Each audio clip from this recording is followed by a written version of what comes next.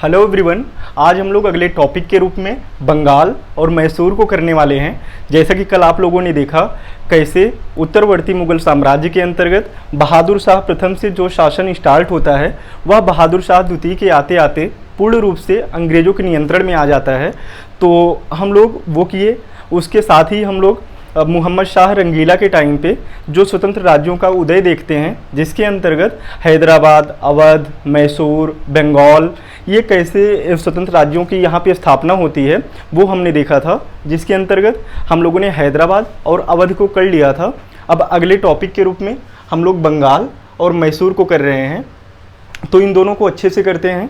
इसके बाद अगर टाइम मिला, अगर 35-40 मिनट में अगर ये हो जाता है, अगर उससे कम में होता है तो हम लोग इसी के साथ में और 1-2 करने की कोशिश करेंगे, चाहे सिख या मराठा को स्टार्ट कर लेंगे। ठीक है, तो देखते हैं बंगाल को। देखो, बंगाल को करने के पहले ये देख लेते हैं, एक त्रिकोणीय समझते हैं। जैसे इधर इस साइड में बंगाल है, उधर दिल्ली में बैठा बादशाह है, और नीचे से देखें तो नीचे की तरफ मद्रास, और इधर मुंबई की तरफ देखें मद्रास, और उधर सूरत। तो यहाँ पे कौन है? अंग्रेज हैं, तो उनकी टुकड़ी वहाँ पे है। तो तीनों का देख लेते हैं, तीनों के पास में क्या क्या था। जैसे एक गाना वो है ना, काबा, तो तीनों के पास में देख लेते हैं काबा।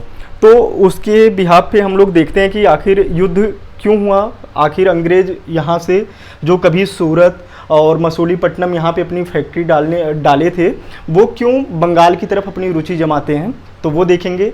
आखिर क्यों मुग़ल बादशाह इतने कमज़ोर कैसे हुए, या उनके ऊपर उनके हाथ से शासन कैसे गया, उसको हम लोग देखेंगे। उसके साथ में ही हम लोग ये भी देखेंगे कि आखिर अंग्रेज़ों के पास ऐसा क्या था जो उन्होंने मुग़ल बादशाह हों या कहीं जो बंगाल के नवाब हैं उनको कैसे उन्होंने पराजित किया, तो हम लोग वो भी देखने की कोशिश करेंगे। ठीक है, तो अब स्टार्ट करते हैं। सबसे पहले देख लेते हैं कि बंगाल के पास आखिर क्या था जिसकी वजह से अंग्रेज़ों ने बंगाल में रुचि दिखाई अपनी। तो सबसे पहली बात है कि वहाँ की उपजाऊ मिट्टी, जैसे कि अगर कहीं पे उपजाऊ मिट्टी है वह अपने आप से आर्थिक रूप से मजबूत होगा। जैसे वहाँ पे कृषि अच्छी हो जाएगी, जैसा कि आप लोग आज भी देखते हैं वहाँ पे रेशम के मामले में वो अच्छा है, जूट उत्पादन में अच्छा है। ठीक है, और उस समय वहाँ पे जो खेती होती थी वह सोरा, चावल, रेशम, चीनी, नील। अच्छा, ये थोड़ा छोटा है, मैं इसको बोल दे रहा क्योंकि बोर्ड तो अपने पास में यही है, अभी तो डिजिटल बोर्ड जैसा तो कुछ है नहीं, तो मैं बोल रहा हूँ। आप लोग कापी कलम उठाइए और उसको लिखते रहिए, जहाँ जहाँ आपको ना दिखे आप उसको दूसरी बार वीडियो को प्ले करिए और उसको लिखते रहिए।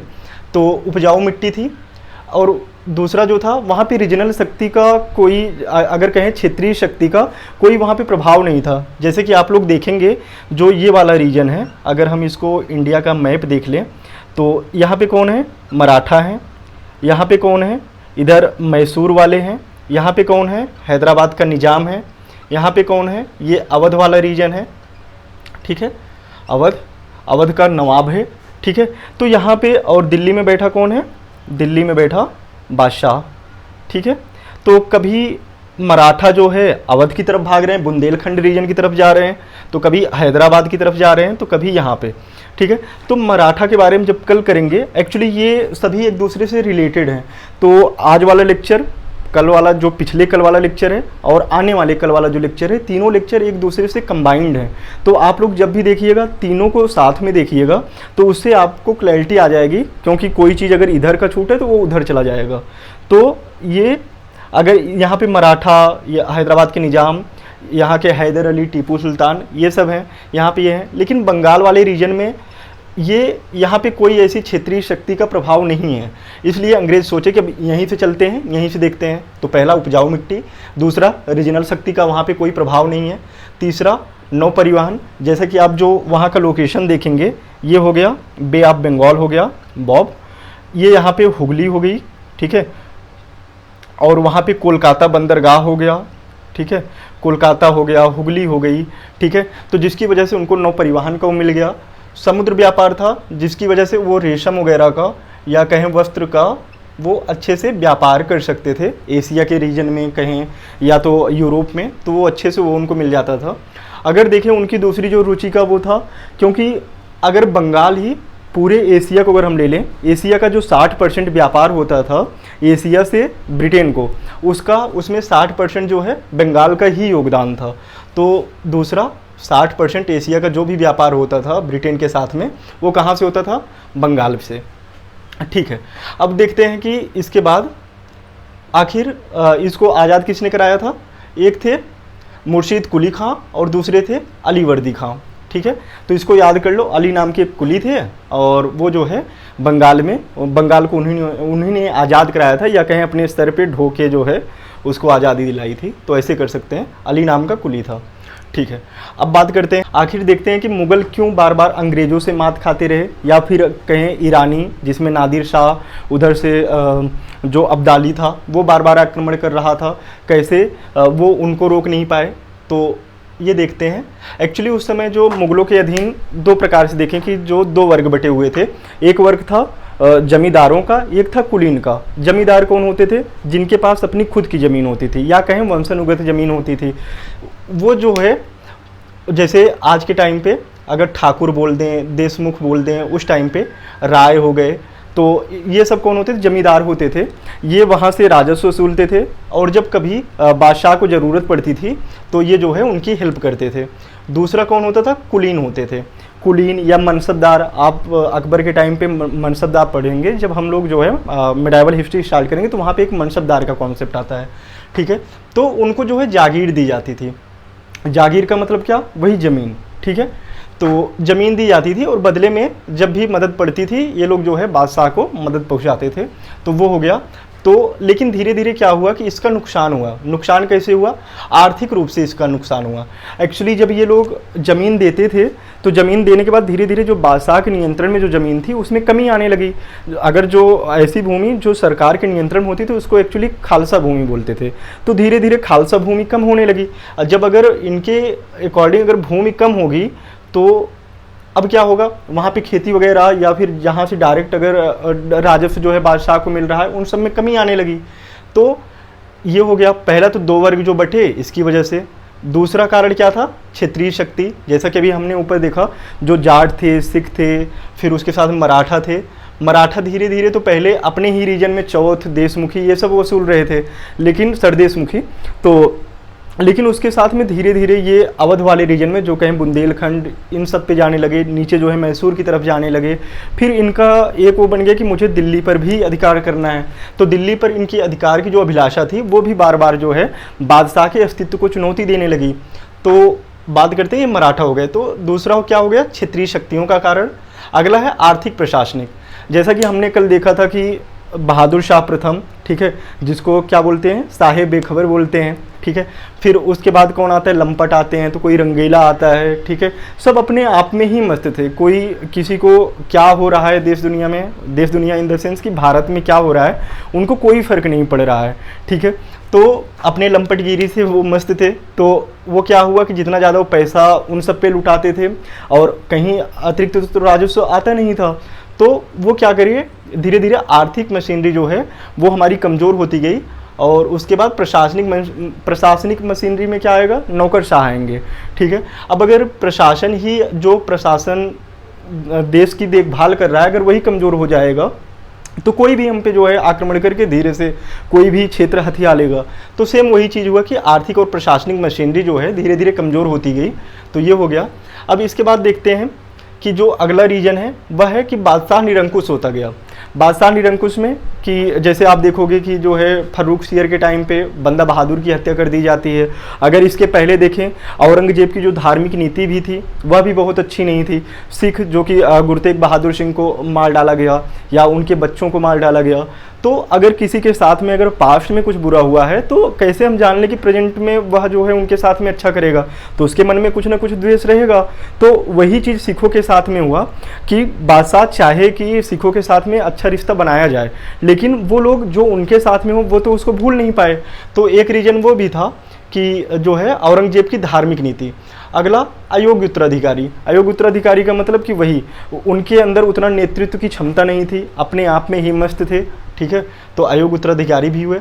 और उसके बाद जो है जो ईरानी जैसे कि नादिर शाह, ठीक है, अब्दाली, ये सब बार बार आक्रमण कर रहे थे। तो वो भी एक रीजन है नॉर्थ वाले क्षेत्र में।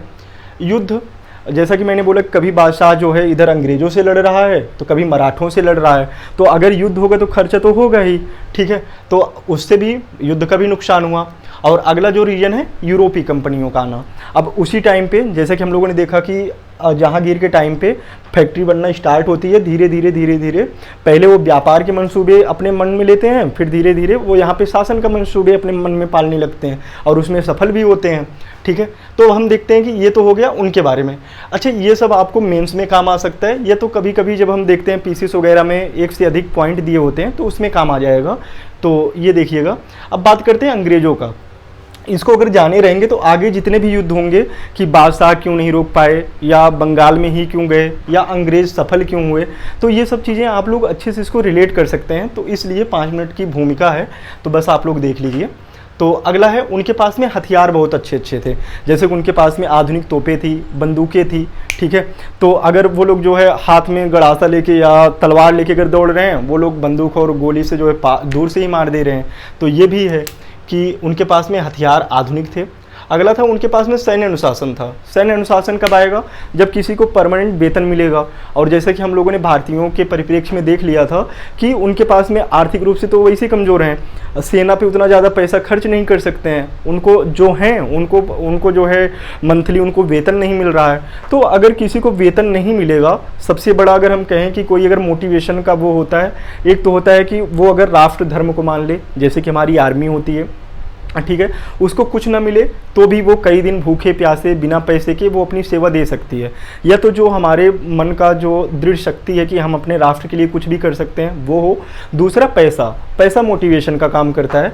आप देखोगे कि कोई भी अंग्रेज अगर किसी को लालच देते थे, बोलते ठीक है वहाँ पे चलते हैं, युद्ध वगैरह करेंगे, जो कुछ मिलेगा हम लोग आपस में बांट लेंगे, मराठा या फिर निजाम को, ये सब बोलते थे। और वो लोग भी लालची एक नंबर के कि लालच में आ जाते थे। उनको भी पता है कि जबकि आज ये मेरे साथ में है, कल को मेरे ही भाई को धोखा दे रहा है, तो क्या मतलब कि क्या इसका वो है कि वो मेरे साथ में धोखा नहीं करेगा। लेकिन वही है कि विनाश काले विपरीत बुद्धि। खैर, तो ये हो गया सैन्य अनुशासन। और अगला है नेतृत्व का। जैसे देखोगे कि नेतृत्व का 2 होता है। एक तो होते हैं कि जो हमारे यहाँ एकदम फ्रंट फुट पे जाके लड़ाई करते हैं, उनका नेतृत्व कौशल तो होना उचित ही है कि उनके अंदर नेतृत्व कौशल ऐसा हो कि वो सामने वाले को पराजित कर सकें, वो सब तो उनके अंदर हो। लेकिन अगर इन केस अगर उनकी डेथ हो जाती है तो पीछे एक को तो होना चाहिए ना जो युद्ध का नेतृत्व कर सके। ठीक है, तो अंग्रेजों के पास में वो था। अगर आप देखोगे जो फ्रंट फुट पे थे, जैसे क्लाइव हो गया, मुनरो हो गए, ठीक है, वारेन हेस्टिंग हो गया, ठीक है, उधर अगर देखें डलहौजी हो गए, तो ये सब फ्रंट फुट पे आके लड़ाई कर रहे थे। लेकिन अगर बैक फुट पे देखें तो बैक फुट पे जो आयरकुट थे, विलेजली थे, ये लोग भी थे कि अगर आगे से अगर वो लोग किसी भी तरीके से अगर वो पराजित होते हैं, कुछ होते हैं, तो ये लोग पीछे से लोग संभाल लेंगे। लेकिन भारतीय के परिप्रेक्ष्य में ये नहीं था। अगर उधर देख रहे हैं, उधर पेशवा में कि बाजीराव पेशवा हैं, तो वो लोग उधर संभाल रहे हैं, लेकिन उनके पीछे कोई नहीं है। या फिर अगर इधर देखें हैदर अली टीपू सुल्तान को लें कि अगर हैदर अली टीपू सुल्तान अगर पराजित होते हैं तो पीछे से कोई उनको जो है पीछे से संभालने वाला नहीं है। ठीक है, तो ये एक रीजन हो गया। अगला हो गया वित्त का। जो वित्त का रीजन है, ये जो है जैसा कि हम लोगों ने देखा कि ईस्ट इंडिया कंपनी जो है वहाँ से वहाँ की जो सरकार है उससे भी उसको हेल्प मिल रही है। लेकिन हमारे यहाँ मतलब कि वित्त की तो प्रॉब्लम यहीं से आर्थिक की स्टार्ट हो गई कि जमींदारी कुलीन और प्रशासन का न होना, राजस्व जो है कहीं से ज़्यादा वसूल रहे हैं, कहीं से कम वसूल रहे हैं, उसकी फिक्र ही नहीं है, तो वित्त भी नहीं है। और सबसे बड़ी बात है राष्ट्रीय अभिमान। अगर इनमें से अगर हम बोलें कुछ भी नहीं है, आप इतिहास में ऐसे बहुत लोगों को देखोगे कि जैसे आप लोग वो मूवी देखे हो ना, अक्षय कुमार की कोई मूवी है तेरी मिट्टी में मर जावा, ठीक है, उनका आत्मविश्वास देखो। एक किले के अंदर उतने लोग होते हैं, लेकिन अगले कम से कम 24 घंटे 48 घंटे तक लोगों को रोक के रखते हैं। तो एक जो सबसे बड़ी चीज़ होती है राष्ट्रीय अभिमान। कहते हैं ना कि अगर सिखों के परिप्रेक्ष्य में कहा जाता है ना 1.25 लाख से मैं एक लड़ाऊं, तो सिखों के अंदर ये दिखता है, जो उनके अंदर राजधर्म का वो दिखता है, वो सिखों के अंदर अच्छे से दिखता था। या फिर कहें कि और जिसके अंदर ऐसी भावना जो राष्ट्रीय अभिमान की जो भावना होती है वो धर्म जाति से बढ़कर होती है, वो कुछ भी कर गुजरने को तैयार होते हैं। या भारतीयों के परिप्रेक्ष्य में कम देखा जाता था क्योंकि वह अपने निजी स्वार्थ से लड़ते थे और अंग्रेजों का ऐसा था नहीं। तो और हमारे यहाँ धर्म में लोग बटे हुए थे, जातियों में लोग बटे हुए थे। तो यह जब हम लोग सामाजिक और सांस्कृतिक सुधार आंदोलन करेंगे तो वहाँ पे हम लोग इसको देखेंगे।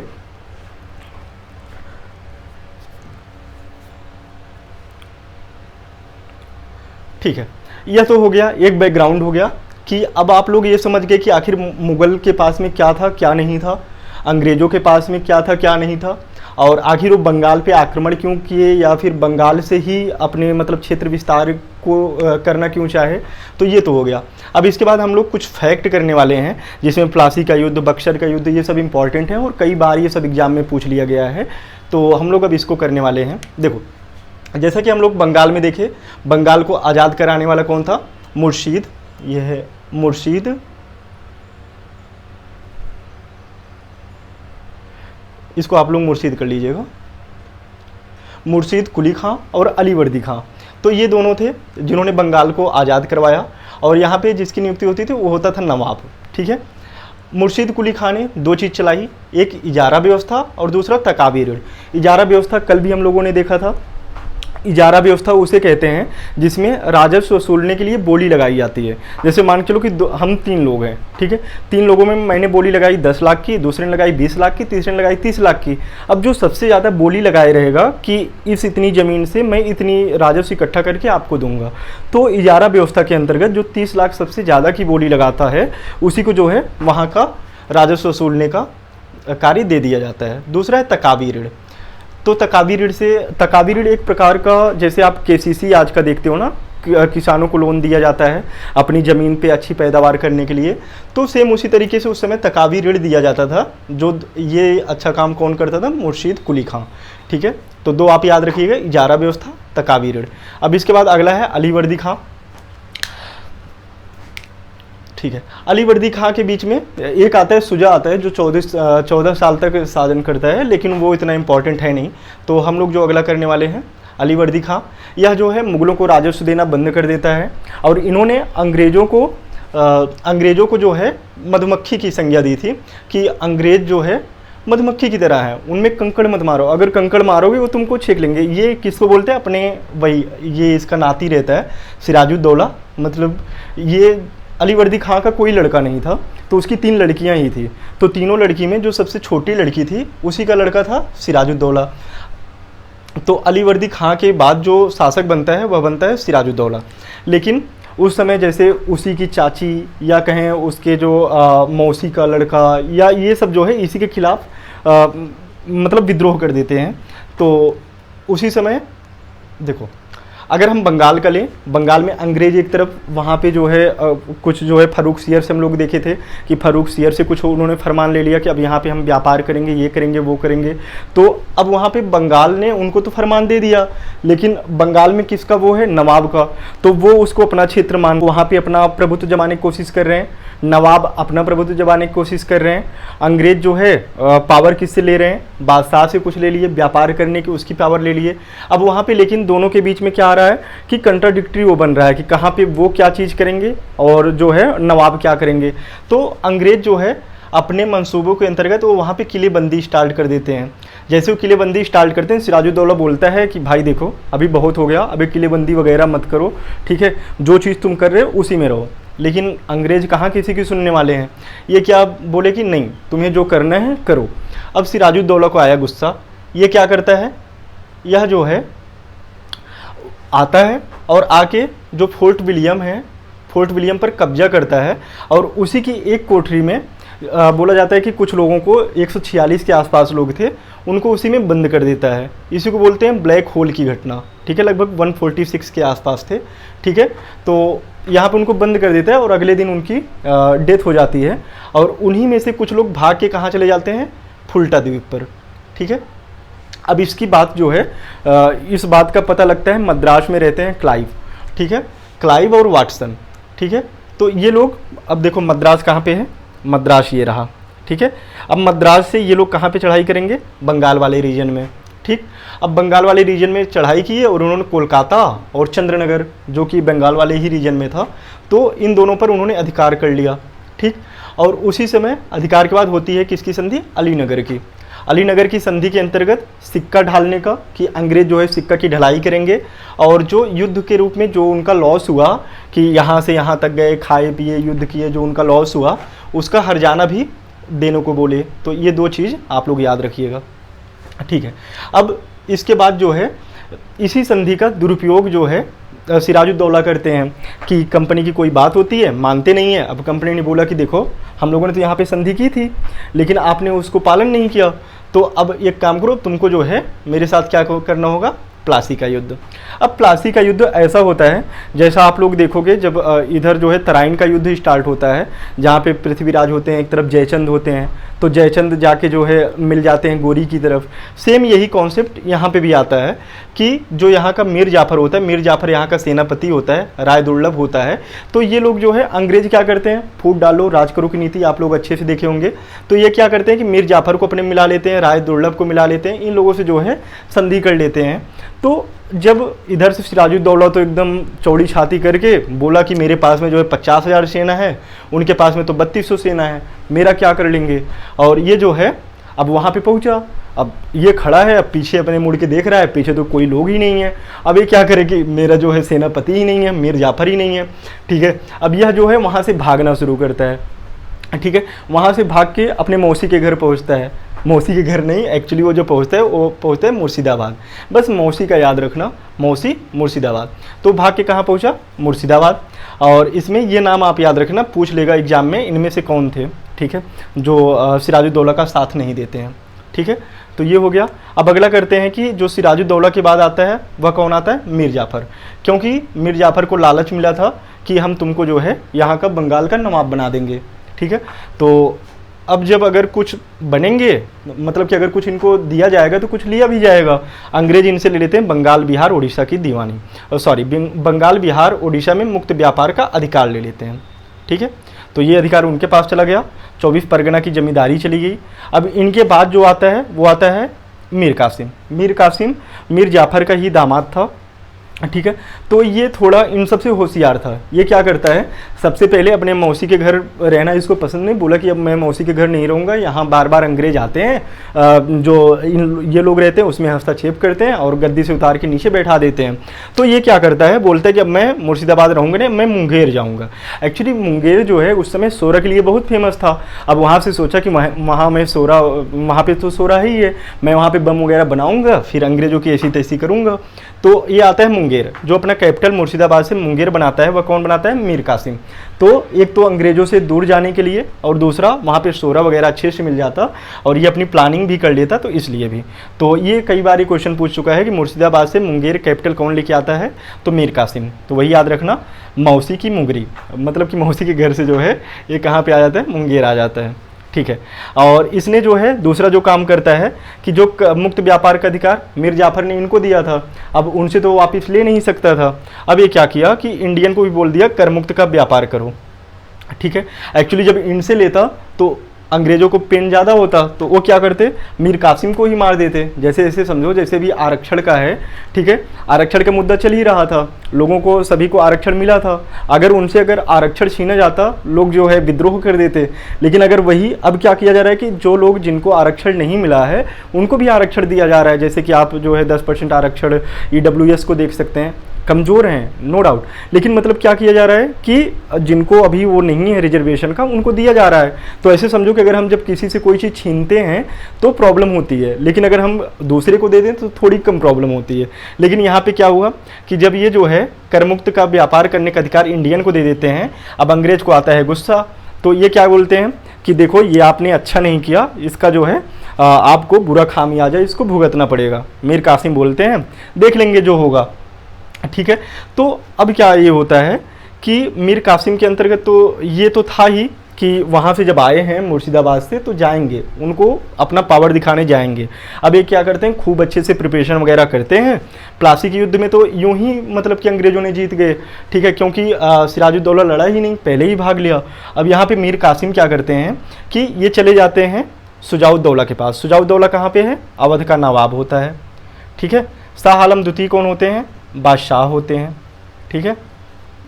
अब इनके पास में जाता है, बोलता है देखो हम लोग जो है एक संधि कर लेते हैं और उसमें जो है अंग्रेज़ों को भगाते हैं, अंग्रेज़ों से जो है लड़ाई करेंगे और अंग्रेज़ों के ऊपर जीत के जो भी मिलेगा सब हम लोग भी बांट लेंगे।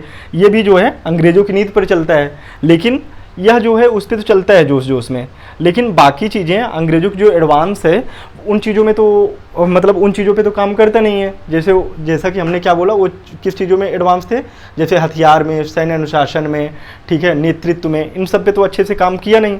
बक्सर के युद्ध में आते हैं ये तीन, तो ऐसे समझो कि बक्सर के युद्ध में इन तीनों की लड़ाई हो जाती है। और जब लड़ाई होगी तो उस समय जो बादशाह था, बादशाह की तो कुछ बची खुची इज्जत थी कि समझो कि जब तक ये युद्ध नहीं लड़ा है तब तक लोगों को लग रहा था कि हाँ कुछ पावर होगा, लेकिन जब ये युद्ध में जो है ये हार जाता है तो अब अंग्रेज़ों को तो एकदम से पता चल गया कि जब मैंने यहाँ के बादशाह, अवध, इन सबको भी हरा दिया है, तो उनका जो एक सोचो कि मोटिवेशन का लेवल है वो 7वें आसमान पे पहुँच गया। ठीक है, तो उसमें जो है ये पूछेगा कि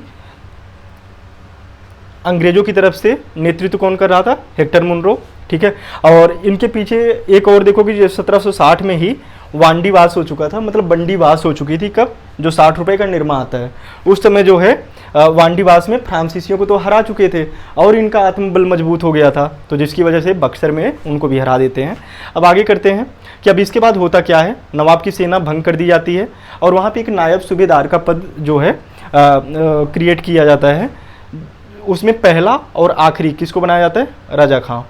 ठीक है, ठीक है।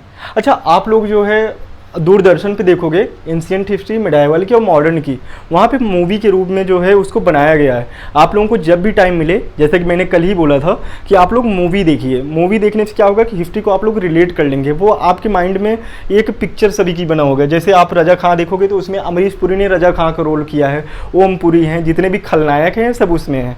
ठीक है, तो आप लोग दूरदर्शन पर जाइएगा और मूवी को धीरे धीरे एंशिएंट हिस्ट्री से स्टार्ट कीजिए, मिडाइवल से, मॉडर्न से, कहीं से स्टार्ट कीजिए, उसको देखिए, वो माइंड में एक दूसरा वो लाएगा।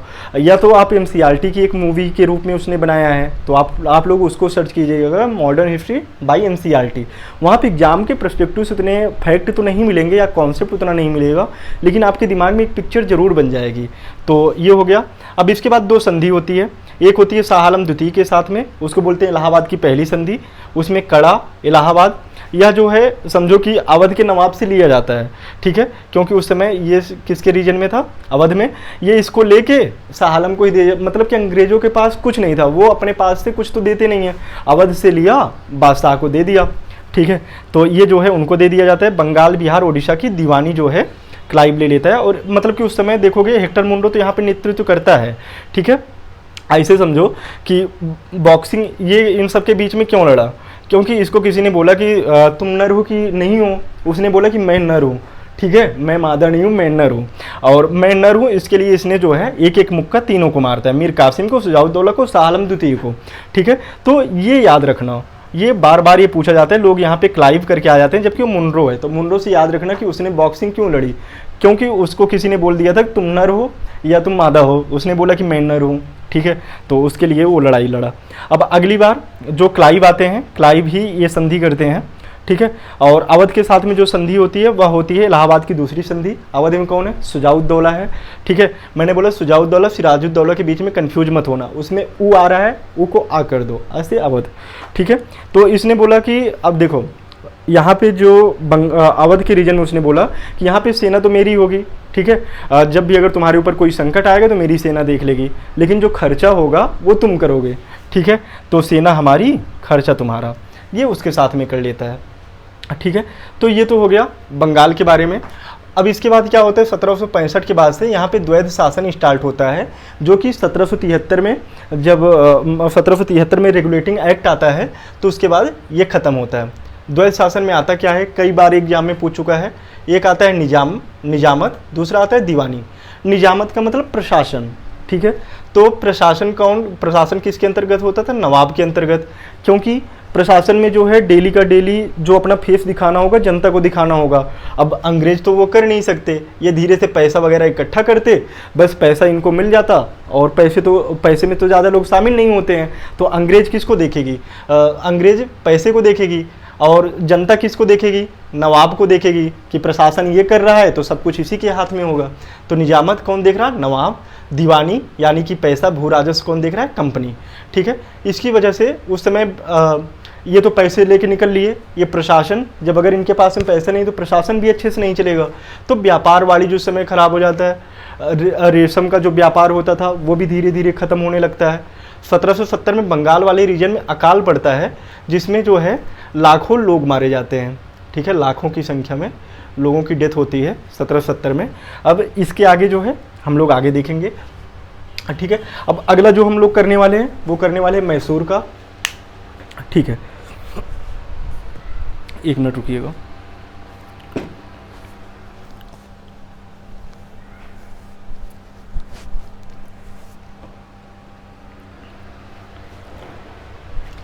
ठीक है, मैसूर को देखते हैं, लेकिन मैसूर को देखने के पहले थोड़ा सा और पीछे चलते हैं।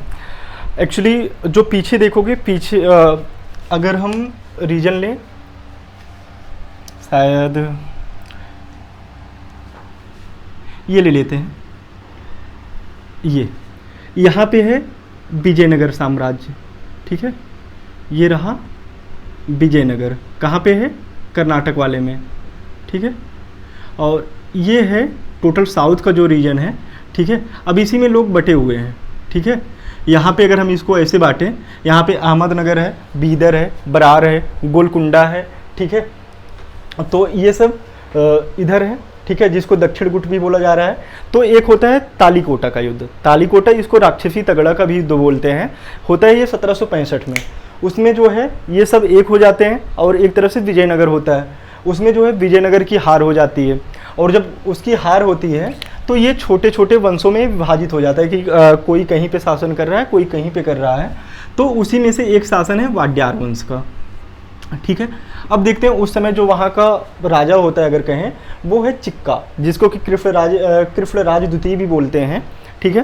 तो उस समय जो वास्तविक पावर था वह उनके दो मंत्रियों पे था, एक का नाम नंजराज था, दूसरा देवराज था, ठीक है। तो उसी समय अब इसके आगे देखते हैं हैदर अली, ठीक है।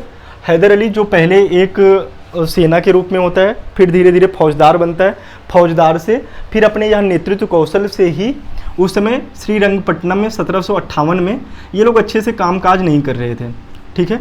तो उस समय ये डिंडीगुल में था, डिंडीगुल से श्रीरंगपट्टनम जाता है, श्रीरंगपट्टनम जो कि मैसूर का कैपिटल भी था, तो वहाँ पे जाता है, नंजराज को पराजित करता है और शासन जो है अपने हाथ में ले लेता है, ठीक है।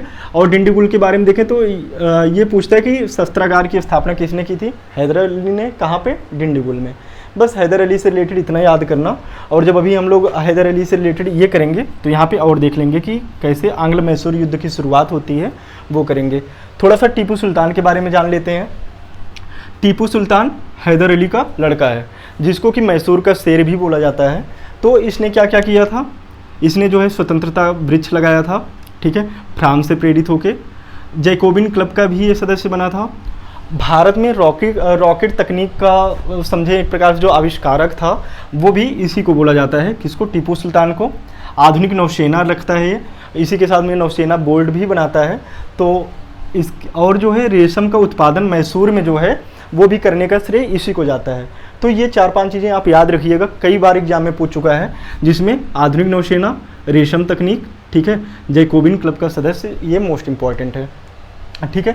कुछ नई चीज़ें प्रयोग में लाता है, जैसे कि मुद्रा का मापतौल, नई नई मुद्राएं बनाता है, जिसपे देवी को भी स्थान देता है, ठीक है, देवी देवताओं को भी। अगला है मापतौल, जो इसके सेकुलरिज्म होने का भी प्रतीक होता है। इसके ऊपर एक्चुअली टीपू सुल्तान के ऊपर एक चीज़ ये उठता है कि ये जो है कट्टर मुस्लिम था या कट्टर हिंदू था, ये चीज़ें आप विमर्श में देखे होंगे। तो इसको भी हम लोग जानने की कोशिश करते हैं, क्या सच में यह कट्टर मुस्लिमवादी था या फिर और भी इसका जो है और भी इसके फेसेज हैं, तो ये भी देखेंगे। तो मापतौल, और इसने कैलेंडर भी बनाया था, बस इतना आप याद रखना।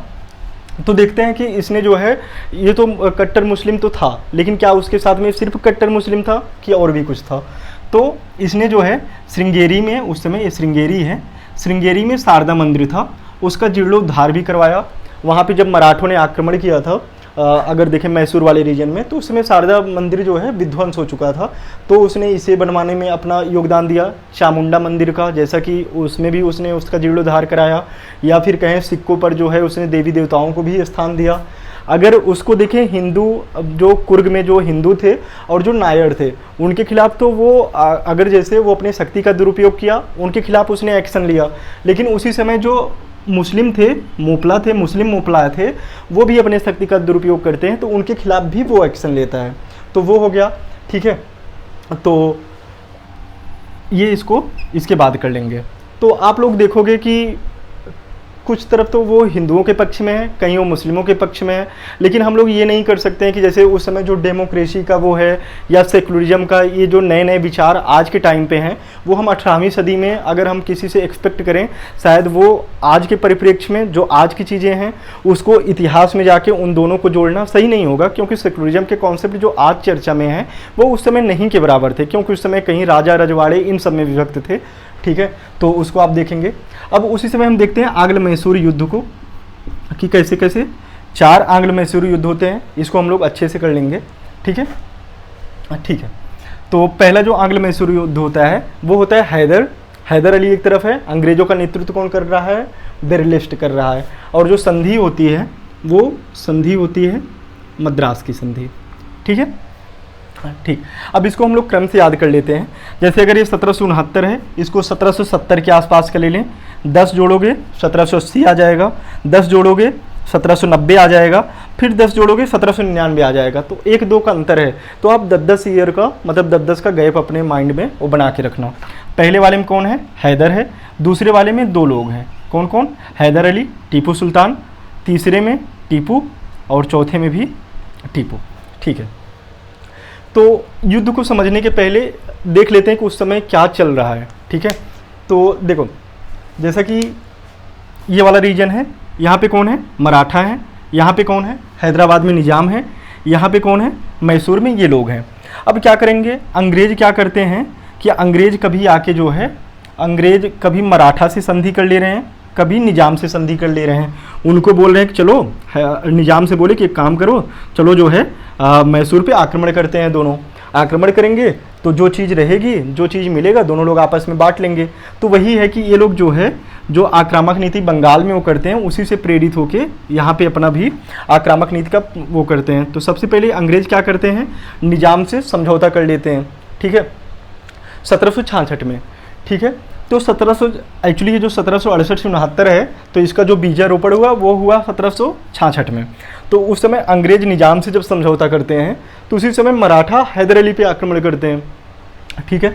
लेकिन हैदर अली अपने नेतृत्व कौशल से जो है उसी समय संधि कर लेता है मराठों से भी, और एक महफूज खां थे, इनकी हेल्प से ये निजाम से भी समझौता कर लेता है, ठीक है। लेकिन उसके बाद भी ये 1767 में हार जाता है, ठीक है।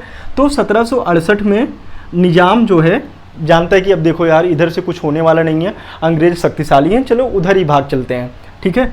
तो निजाम जो है जाम पीने कहाँ चला जाता है, वही शैंपेन, ठीक है। तो शैंपेन पीने कहाँ चला जाता है, अंग्रेजों के पास जाता है, उनके पास में अच्छी अच्छी बोतल होती है, और निजाम को तो बस जाम से मतलब है, जहाँ पे मिला उधर जो है दौड़ा, ठीक है। तो निजाम कहाँ चले गए, अंग्रेजों की तरफ, ठीक है। लेकिन हैदर अली क्या करता है कि 1768 से 69 के बीच में मंगलौर से जो है उनको खदेड़ना शुरू करता है, अंग्रेज़ों और निजामों को, और कहाँ तक पहुँच जाता है, मद्रास तक इनको साफ करता हुआ। जैसे देखिए, अगर मंगलौर का जो रीजन है, अगर इसको समझें, मंगलौर कहाँ पे, कर्नाटक में, मद्रास कहाँ है, तमिलनाडु वाले रीजन में। तो यहाँ से साफ करते करते वो यहाँ तक पहुँचा, ठीक है। तो उसी समय जो है वारेन हेस्टिंग, जब वहाँ तक उसने साफ कर दिया, वारेन हेस्टिंग अब क्या करता, जब अगर कभी कोई हार जाता है तो अगर उसके पास में कुछ नहीं तो वो हंसने लगता है, ठीक है। तो हंसते हंसते बोला, सॉरी यहाँ पे करना था अपने को, ये मंगलौर तक जब ये मद्रास तक साफ कर दिया, लेकिन वहाँ पे इसने जो है रेस्ट थोड़ा भी नहीं किया था साफ करने के चक्कर में। तो जब इसने रेस्ट नहीं किया तो उसी समय जो है ये मद्रास की संधि करता है। याद करने के लिए है, पहले में हैदर, ये जो है साफ कहाँ से स्टार्ट करता है, मंगलौर से मद्रास तक, ठीक है, विदाउट रेस्ट, जब, और उसके बाद कौन संधि होती है, मद्रास की, ठीक है। तो इसको अभी क्रम से याद कर लेंगे। एक्चुअली इसका जो ट्रिक है वही है कि MMR, ठीक है, MMR, ठीक है, ठीक है, MMR। तो आप लोग इसको याद रखिएगा। अब दूसरा करते हैं, दूसरा है यहाँ पे, इधर के मैसूर से कौन है, हैदर अली और टीपू सुल्तान है, उधर से कौन है, वारेन हेस्टिंग, और जो संधि होती है मंगलौर की होती है। एक्चुअली ये बराबर की संधि होती है, इसमें मतलब कि कोई हारता नहीं है, ना तो मैसूर वाले हारते हैं ना तो उधर से अंग्रेज हारते हैं। अब अगर जब दोनों लोग अगर बराबर शक्ति के हैं, कोई हार नहीं रहा है, तो लोग मुस्कुराने लगते हैं। तो वहाँ पे ये हंसते हंसते से कौन याद रखना, जब दो बराबर हैं तो हंसने लगे एक दूसरे पे, तो हंसते हंसते मंगलौर। ठीक है, हंसेंगे कहाँ से, गाल से। ठीक है, अब अगला करते हैं तीसरा जो है टीपू सुल्तान के बीच में होता है। ठीक है, एक्चुअली इसमें देखेंगे, इसमें बस उसने जुर्माना मांगा, इसने जो है जब अगर बराबर पे दोनों हुए तो भूभाग दोनों एक दूसरे के वापस कर दिए। लेकिन जो तीसरा है इसमें कार्नवालिस आ जाता है। ठीक है, कार्नवालिस अच्छे से टीपू सुल्तान को जो है पराजित करता है 1790 से 92 के बीच में। और वहाँ पे एक संधि होती है श्रीरंगपट्टनम की संधि। ठीक है, उसमें श्रीरंगपट्टनम में जो है 3 चीज़ें जाती हैं। एक तो 3 करोड़ पैसे उसको देना पड़ता है, तो तीसरे से 3 चीज़ें, और दो अपने पुत्रों को भी जो है उसको समझो कि एक प्रकार से बंधक के रूप में कार्नवालिस के पास में रखना होता है। ठीक है, 2 पुत्रों को बंधक, ये इंपॉर्टेंट है, देखिएगा। अगला जो चौथा है वह है टीपू सुल्तान एक तरफ है और दूसरी तरफ कौन है, विलेजली। ठीक है, इसमें जो है टीपू की जो है पूर्ण रूप से हार हो जाती है, तो वह वहाँ से भाग के किले के अंदर जाता है। लेकिन तब भी वह समझो कि जो शेर की उपाधि दी जाती है उसको सच में दी जाती है। वह 15 दिन तक किले के अंदर से जो है अंग्रेज़ों को पराजित करता रहा। लेकिन 15वें दिन अंग्रेज़ों ने जो है टीपू सुल्तान को वहीं पे मार देता है। तो ये तो हो गया इसके बारे में। अब कल जो हम लोग करने वाले हैं वो करने वाले मराठा, सिख, राजपूत। जैसे कि मैंने कहा कि ये चीज़ें एक दूसरे से रिलेट हैं।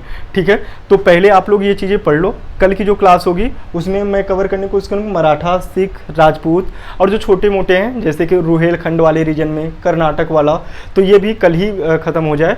तो जैसे कि हम लोगों ने कहा था कि 3 क्लास पॉलिटी की होगी और 3 क्लास मॉडर्न हिस्ट्री की होगी, तो कल तो पॉलिटी की होनी थी, लेकिन अब बीच में तो इसको छोड़ नहीं सकते हैं, क्योंकि अब इसको अगर इसी टाइम पे कवर कर लेंगे तो आप लोग उत्तरवर्ती मुगल साम्राज्य और स्वतंत्र राज्यों का उदय टोटल आप कर लीजिएगा, क्वेश्चन की प्रैक्टिस कर लीजिएगा। बाद में जब मैं आईपैड पे जब सारी चीज़ें करने लगूंगा 1 तारीख के बाद से, तो क्वेश्चन की प्रैक्टिस मैं करवा दूंगा। और इसके साथ में ही जो पॉलिटी है, पॉलिटी परसों से होगी। परसों हम लोग फंडामेंटल राइट करने वाले हैं। ठीक है, तो इतना आज के लिए करते हैं। ठीक है, बाकी आप लोग देखते रहिए। लेक्चर अगर अच्छा लगे, कंटेंट अच्छा लगे, तो आप लोग लाइक या शेयर सब्सक्राइब भी कर सकते हैं, वो आपकी मर्जी है। लेकिन जो अच्छी चीज़ें हैं, अगर इसकी नीड है, अगर उन तक पहुंचाओगे तो वो शायद अच्छा ही रहेगा। शायद वो लोग पहले से जल्दी से जुड़ सकेंगे, और जो इसकी नीड है उन्हें वो देख के उसको अपनी नीड भी पूरी कर सकते हैं। तो आप लोग देखिएगा। ठीक है, चले, जय हिंद।